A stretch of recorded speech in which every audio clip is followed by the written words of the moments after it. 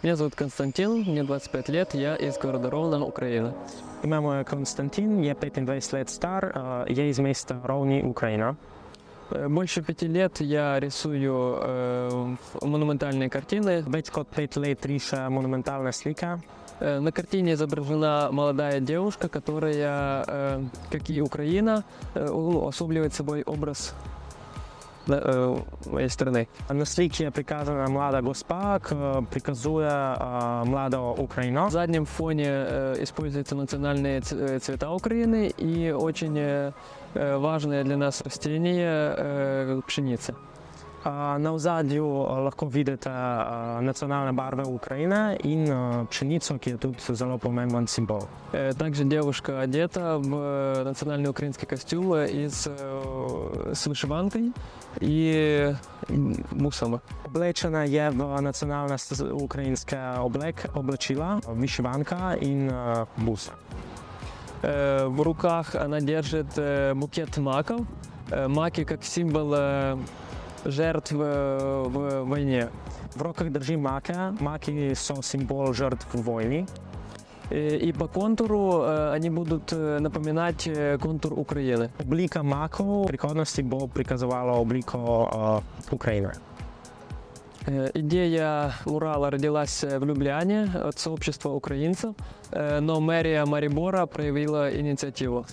Ideja se je pojavila v Ljubljani s pomočjo ukrajinskega društva, ampak uprava Maribora je izkazala svojo iniциативность. В будущем планируется создать целую такую стену дружбы народов. Ну и вот наша работа – это такой первый шаг. V prihodnosti je celotna stena namenjena podobnim slikam, ki bi simbolizirali družbo narodov, in to je prvi korak.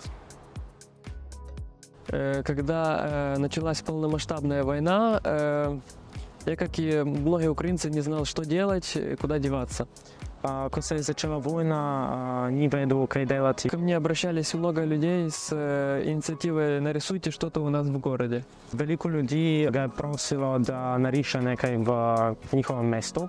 Разными художниками и музыкантами отправлялись в территории, которые деоккупировали, и разрисовывали стены, чтобы поднять настроение людям.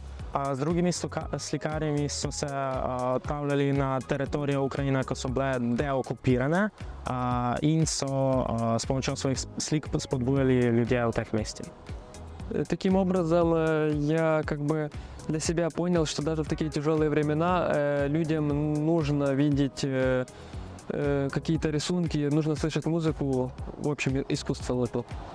Je takrat razumel, da tudi v tako težkih časih ljudje potrebujejo in slike, in glasbo. В будущем я хотел бы, ну и в дальнейшем рисовать муралы в разных странах на различную тематику. V prihodnosti bo nadaljeval s tistim, kar dela, in si želi, da riše podobne murale v других державах всеповсюду по свету. Ну, этой работой хотел поблагодарить всему славянскому народу, от народа Украины, который принял наших беженцев, наших детей и помог нам очень с гуманитарной помощью. S pomočjo tega dela se je hotel zahvaliti vsem Slovencem in Sloveniji za pomoč tej situaciji. Ta mural me je res presenetil, ko sem ga prvič videl. Me je takoj privlačilo in sem se srečal z slikarji tega murala. Me zelo veseli, da se taki objekti pojavljajo v Sloveniji. Upam, da se jih bo pojavljalo tudi več. Ime mi je Leonid Semencov, star sem 19 let, v Sloveniji živim že 10, čeprav se bolj počutim kot Rus, kakor Slovenc. Ne glede na to, da v Rusiji ne vidim nobenih svojih predstavnikov.